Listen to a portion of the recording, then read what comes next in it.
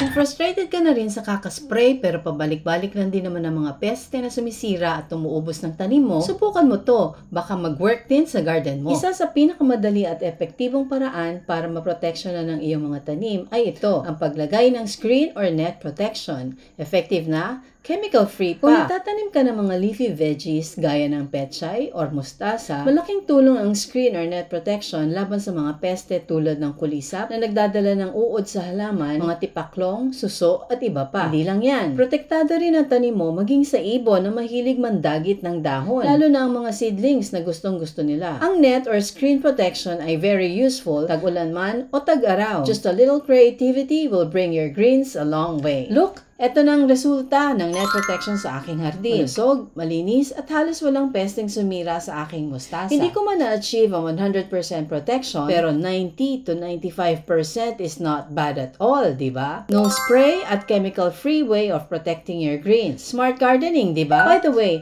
alam mo bang napakadali lang magtanim ng mustasa? Follow me and I will share it with you in my next video. And don't forget to share your thoughts. Let's learn together. Thanks for watching. Have a greeny day.